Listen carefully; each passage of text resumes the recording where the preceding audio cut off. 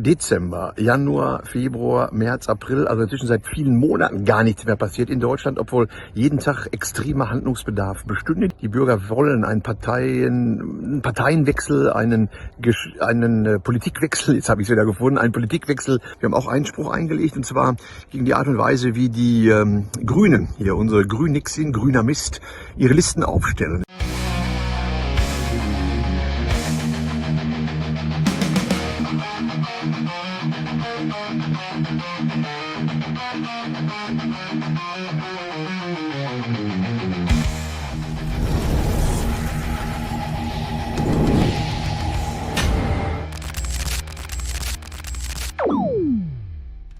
Hey Leute, willkommen in der Realität. Was Stefan Brandner hier raushaut, müsst ihr euch unbedingt reinziehen. Das ist kein Bundestagsblablabla. Das ist ein politisches Erdbeben.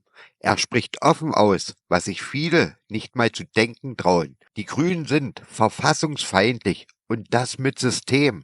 Brandner zeigt auf, wie die Grünen sich mit illegalen Quoten in den Bundestag geschummelt haben. Und wenn das durchgeht, verlieren 85% der grünen Abgeordneten ihr Mandat. Das ist kein Witz, das ist eine Bombe gegen den grünen Filz im Parlament. Wer also wissen will, warum diese Regierung illegitim sein könnte und warum die AfD bereit steht, das Ruder rumzureißen, der sollte sich das hier keinesfalls entgehen lassen. Auf geht's! Donnerstag, 23. April, ich sage das Datum, obwohl meine Berater mir immer sagen, sag das nicht, weil der Film dann zu schnell altert. Aber es ist wichtig, ein legendäres Datum, 23. April, vor 2 Monaten war Bundestagswahl. Die Alten wurden abgewählt. Die Leute wollen weder Baerbock, Scholz noch Habeck in der Regierung haben. Sie sitzen immer noch in der Regierung. Die Menschen draußen, die Wähler, wollen keine SPD in der Regierung haben. Sie sitzen immer noch in der Regierung und werden auch in der nächsten Regierung sitzen. Es war alles brandeilig nach der Bundestagswahl. Musste dringend noch der alte Bundestag zusammengerufen werden, um in einer Art Verfassungsputsch das Grundgesetz zu ändern. Wir erinnern uns alle, ganz wichtig, sofort auf der Stelle. Aber seit 2 Monaten ruht jetzt still der See, nichts passiert. Und wenn man so richtig hört, soll das auch bis Anfang Mai so bleiben. Erst am 6. Mai soll ja angeblich die Kanzlerwahl stattfinden.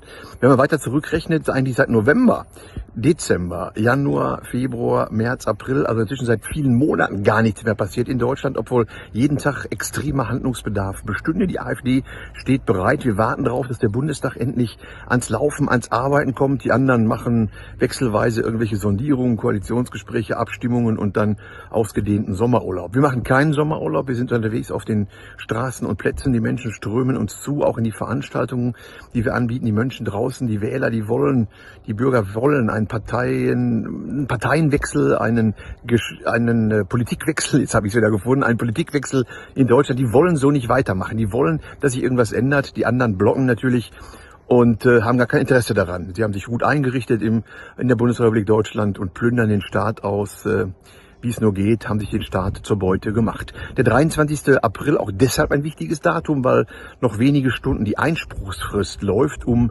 gegen die Bundestagswahl Einspruch einzulegen. Es sind ja wohl, denke ich mal, viele Einsprüche eingegangen, auch für der AfD.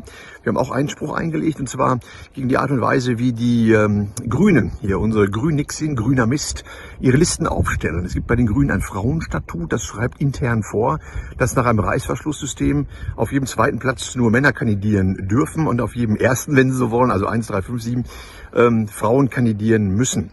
Das ist grundgesetzwidrig, was die Grünen da seit vielen Jahren machen, verstößt gegen Artikel 38 Absatz 1 Satz 1 Grundgesetz, verstößt gegen Paragraph 21 Absatz 3 Satz 2 des Bundeswahlgesetzes, wonach Chancengleichheit gegeben sein muss. Die Grünen schreiben ihren Delegierten und den passiv und aktiv wählbaren oder Wahlberechtigten vor, wie sie abzustimmen haben. Das geht natürlich nicht.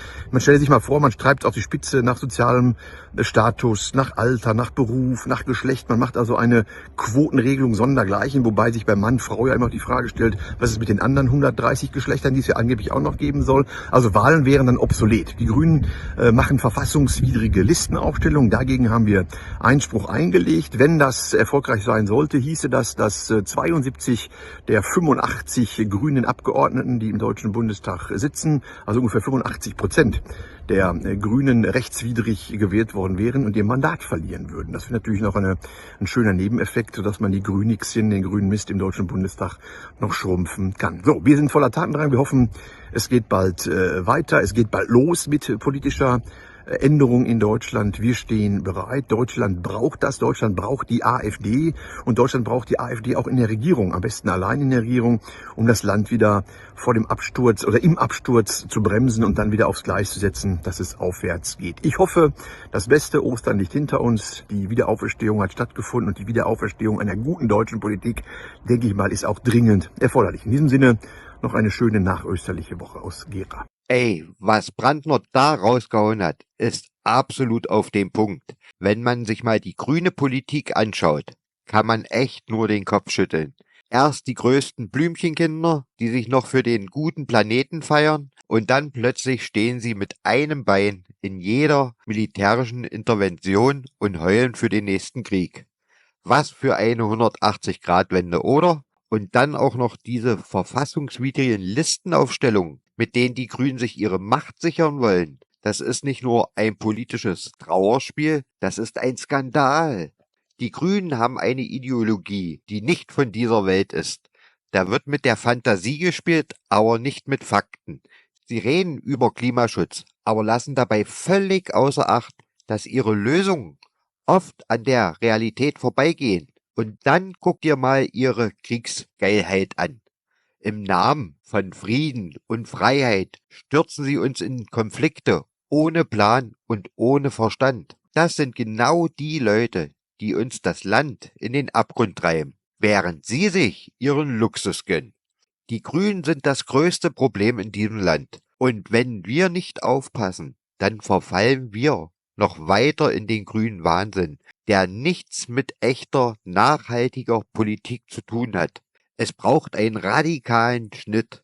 Und ich sage ganz klar, die Grünen gehören verboten. Man kann nicht mit einer Partei regieren, die nicht in der Realität lebt, sondern in einem selbstgesponnenen grünen Märchenland.